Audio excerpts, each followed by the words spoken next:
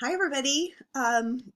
My name is PK, or my name is Professor PK. Actually, let me start over. My name is Patricia Kuznetsov. I go by PK because a lot of people can't pronounce my name. I shouldn't be like the type of person that goes, let me make my name easier on you. But I guess I have been over the years. So my name is Patricia Kuznetsov. Um, Even my close friends and colleagues call me PK.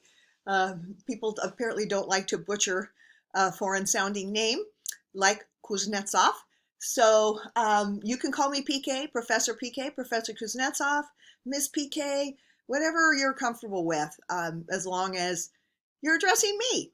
Okay, well, you guys and ladies and people, welcome, welcome, welcome to Spring Quarter. I am stoked that we get to spend this time together. Thing I'm not stoked about is my little ring light that usually clips kind of on the top of my laptop um, broke last night. Or it just died. So I'm sorry this video is so poorly lit, but at least you can see me, you can hear me, um, and that's what matters, right? All right, so let me talk really quickly about what this course is about. Okay, you know it's a course on argumentation. Many of you, most of you are taking it because it's a prerequisite. Listen to me, a prerequisite. I sound like Bugs Bunny or what, some kind of TV character. But I'll be honest with you. I also teach literature. And while literature is freaking amazing to teach and to be part of, the argumentation class, the one you're in right now, English 145, is the most real world course I ever teach because you can see and apply things you learn daily. Not, oh, at the end of the quarter, I'll be able to do this. No, every single day you will find application for the things we learn because argumentation and learning about information and misinformation and credibility and non-credibility, things like that, that's what we're going to need for here on out in our adult lives. Okay, so you know because you registered for this class that it is an asynchronous class, meaning we never have a live class meeting. The only time we are ever together live would be if you attend my office hours, which I would highly suggest you do. I think professor office hours are highly underused university wide. That you really, I don't mean to put it in a money way, but you paid for this tuition, and part of what you paid for were consultations with experts, your professors. So if you've already paid for a consultation with them, whether you attend or not. So think of it that way. If I joined a gym and it included some private consultations with a trainer or someone specific to my situation, I would do it, especially if I paid for it. So anyway, that's just a little sideline there that try and get you to come to office hours. You know, seriously, 4 or 5 minutes with me in an office hour can take away a lot of stress for you. A lot of times you just need to come, kind of go, you're wondering, God, am I really on track? Do I have a topic? Am I doing this? Sometimes just showing up for 3 or 4 minutes in my office gives you that confidence that, yeah, you do have a topic, go for it, okay? And sometimes I might say to you, oh, that's really broad. You know what? Let's see what we can do to narrow it. So it's never a waste of time to come to your professor's office hours. All right, so that's my pitch for the office hours. Um, let's see, a little bit about me. I've been teaching at Cal Poly for 20, I don't even want to say 20 something years. And I've never taught high school. I've only ever taught college. And I just love being around smart, motivated, driven, curious, achieving kind of people. And that, what have I just described? You, right? So if I could choose my career, I wanted to be around seekers, people who are seeking. And Cal Poly is such a cool atmosphere, whether you're a professor or a student, because it is a brainiac experience to be around this much brilliance all the time. Okay, so one thing I want to put a couple of kudos in for Gen Z. I have taught all the generations. I taught Gen X, Gen X? The millennials. That was a tough audience, let me tell you. Sigh of relief when they made it through college. And now Gen Z, and I mean, I've taught a lot of generations, And I feel like I'm a pretty good judge, just by virtue of sort of being a teacher slash anthropologist studying the unique culture of students. And you Gen Z people are the real deal. I mean, I have more confidence in the future, no matter how sketchy it is. I've got more confidence with you guys at the helm than I ever have. I'm really excited to be part of your journey through education and how you're going to impact our futures. I'm an older person. I'm counting on you to kind of create the world we all want to live in and can thrive in. Okay, so that's enough of my giving you guys pats on the back. I have high expectations for Gen Z, but you guys have high expectations for yourselves as well. So we're a good match. Okay, let's see. The course is still a teeny bit under construction because I'm throwing stuff overboard. That's like, hey, that was a little too much work for them last quarter. I need to ditch some things and make it more doable. So it's to your benefit to give me a couple days to sort of iron out the whole depth and breadth of the course, so that I don't overwork you. Nobody wants to be overworked, especially in college. Okay, so the way I'm going to do it, you can see I'm teaching from home, and you're going to hear my animals from time to time. I've got a couple of dogs, one of which is still kind of a puppy, and her newest thing is to take her toy and hide under the couch and bark, like somehow she can't get it out from under the couch, but she really can. So you're going to hear her. Sorry. I'll try and make my recordings in the future when they're outside or asleep or something. It's like having children at home again. Okay. The way I want to explain to you, the course is still, it's not really under construction. I'm just moving things around. The same expectations will be there. What component pieces, it's just the ancillary, the things the activities and the things that I add to it to make it more comprehensive. I want to make sure that I haven't overloaded you. All right. The way the course works, in terms of the way I've designed this asynchronous course to work, is that I'm going to try and release I call it launch, each week's contents, hopefully by Sunday night, right? So that's like your working orders for the whole next week comes to you on Sunday. At first, I'm going to only release 1 week at a time, all right? Because I don't really want you working very far ahead. I'm going to put some major due dates on, so when are these major benchmarks, when are they due? Like when is the first graded, not points, but graded paper due?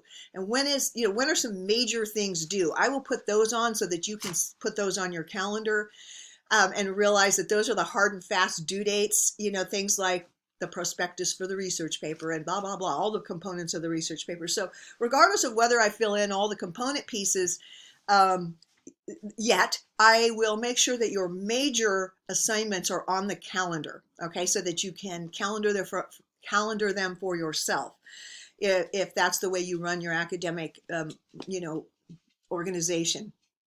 Okay, so I'm going to release the modules week by week on Sundays, okay, and every week there's going to be at least probably one quiz, one homework, one discussion. So every week those are guaranteed. Quiz, homework, discussion. They are always going to have due dates. All of your assignments, no matter whether it's a paper or a discussion or an annotated bibliography, all due dates are either Tuesday, Thursday, or Saturday. Nothing is ever due on any day except Tuesday, Thursday, or Saturday. I know it feels weird to use the word Saturday when we're talking about what feels like going to classes during the week, and then what's this deal about PK and Saturday? It has worked out really well with the teaching an asynchronous course to keep the due dates strategic and continuous, okay, so that you never have to wonder. You always know, well, the most you might ever wonder is it this Tuesday, this Thursday, or this Saturday. So you're never going to have to wonder if it's due on a Monday, a Wednesday, a Friday, because it won't be, okay? Keeping up with those is your responsibility.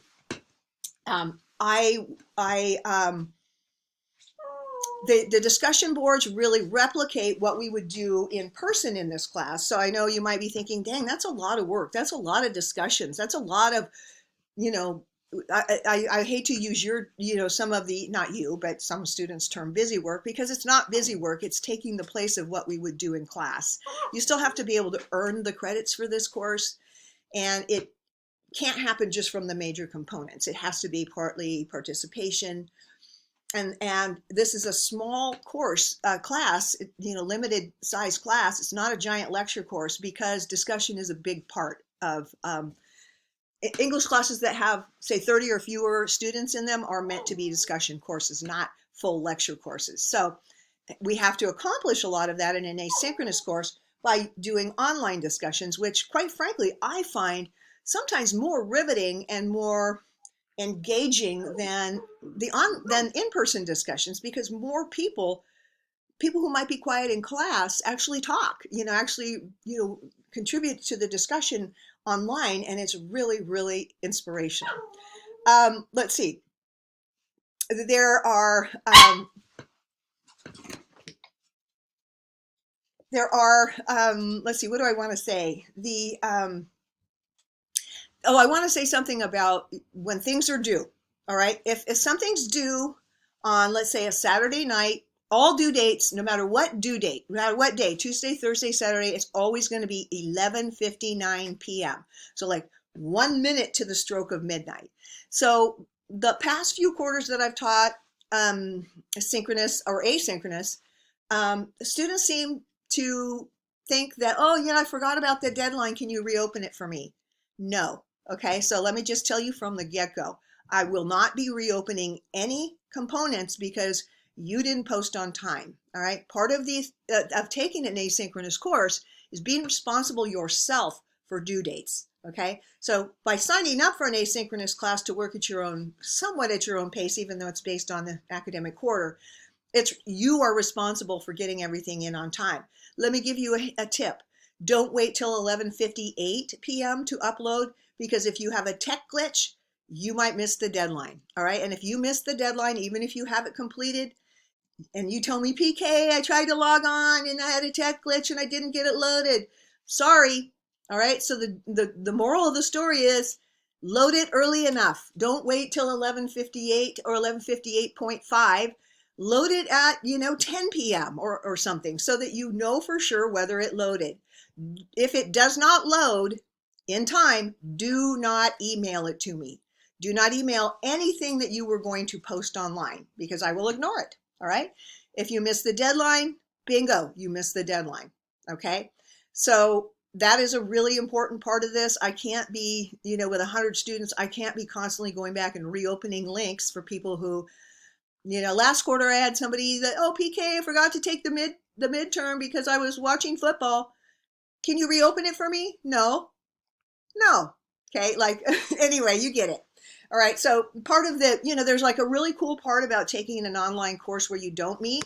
And the other flip side is that you have a lot of responsibility resting on you to keep up with due dates and deadlines. Okay. So this course, what do I want to say? We have a lot of different components in here, ranging from learning how to write summaries and responses, to writing a definition essay, to learning all about logical fallacies, to writing a complete research paper, which includes a prospectus and annotated bibliography and outline, and the final paper, a paper in which you're going to insert charts and images and things like that. So this is an exciting quarter. You're going to learn so much, and you're going to become world-class writers. I have full confidence in you, especially in spring quarter. Everybody's pretty sharp by spring quarter because you've had, a whole, sorry about that, throw the ball. You've had, a lot of time to, polish up your skills. Okay, that's all I'm going to say. I'm excited to be your mentor. I consider you scholar apprentices. I don't look at you as my students. You're co-academics with me. I'm just a little bit farther ahead in one area. You guys know a heck of a lot more than I do in certain fields, and I get to learn from you, which is very cool. All right, well, welcome to English 145 for spring quarter. I hope we have a tremendous time together. Anytime you're confused, email me, even if it feels dumb, because a lot of times maybe I've put something online and it can't open, or it's not functioning. So I depend on you to email me and go, hey, PK, that link won't open. Okay, because maybe from my side, it looks like it opens. All right, everybody, welcome, welcome, welcome. Let's make this the best